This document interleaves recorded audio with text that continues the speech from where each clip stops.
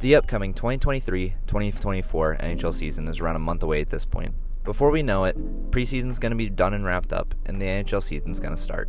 Whether you're already a diehard fan of the team or just the NHL in general, or you're looking for a team to get behind, it's good to know what teams are going to be exciting this year to watch. A team being exciting to watch can be for many different reasons though. It can be exciting when a team is making the playoffs for the first time in a while, or it can be exciting just to watch young prospects develop on a really bad team. In this video, I'm going to go over teams that I think are going to be really fun to watch next year, and you're not going to want to miss any second of it.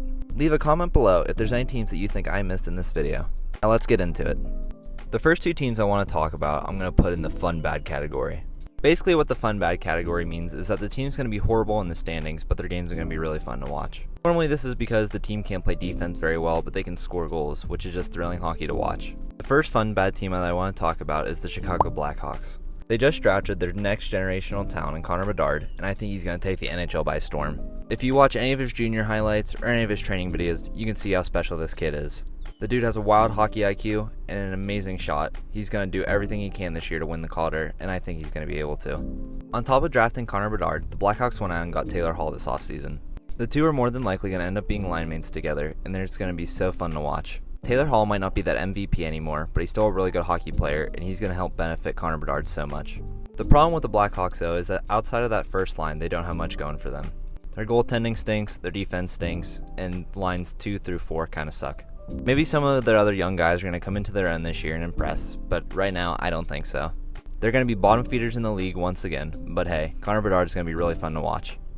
The next team in the fun bad category that I want to talk about is the Columbus Blue Jackets. They already have a young core forming of Kent Johnson and Cole Sillinger, but now they just drafted Adam Fantilli 3rd overall this offseason. The dude actively wanted to go to Columbus, which is big because they have trouble attracting big free agents, and this guy's going to be a star in the NHL. On top of those couple guys, they also have people like Johnny Gaudreau and Patrick Laine.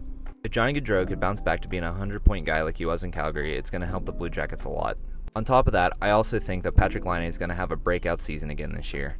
He's kind of struggled since he's come to Columbus, but I think this year he's due for a giant goal-scoring season. I really hope he's able to because his goal-scoring with the Winnipeg Jets was always so electric. The Blue Jackets' goaltending situation looks a little bit better than the Blackhawks, but it's still not amazing. They did go out and get some defensemen this offseason, but I still think their defensive core isn't going to be great. They're going to do better than they did last season, but they're still going to be towards the bottom of the league overall.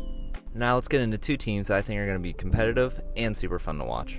The first of the two teams that I want to talk about is the Pittsburgh Penguins. They just missed the playoffs for the first time in 16 years this last offseason, and I think this year they're going to go on a revenge tour. Their stars are getting a lot older, but the thing is, they just acquired their reigning Norris winner in Erik Karlsson. That in its own right is already really exciting, but when you pair him on top of Pittsburgh's already existing stars, it gets even better. Crosby is ultra competitive, and I think last year missing the playoffs made him so mad, and this year he's going to go off and have one of the best seasons he's ever had in the NHL. Even with missing the playoffs, he still put up 93 points last year, which is just amazing. Malkin was a point per game last year too, and Letang had a great season considering everything that he went through. Hopefully with a calm off season, he was able to reset though, and he can get back to the extra elite play that he's normally used to. The addition of Erik Karlsson is going to help boost everyone on the team's point total because the guy's electric and he's great at what he does on offense. Defense, not so much, but that offense is going to help so much. On top of the addition of him, Kyle Dubas went out and got a bunch of good pieces to complement the bottom six, and hopefully they're going to be a lot better defensively because that's an issue where they've really struggled the past couple of years. As long as Jari has a regular season and he isn't hurt, he's going to do great, and the Pittsburgh Penguins are going to be back in the playoffs next year. Now, let's talk about the fourth and final team. Personally, when I look at all the teams in the NHL, the team that sticks out to me the most for excitement is the Buffalo Sabres. They have a ton of young star forwards, and they're finally coming into their own in the NHL, and I think this year is the year that they're really going to be competitive for a playoff spot.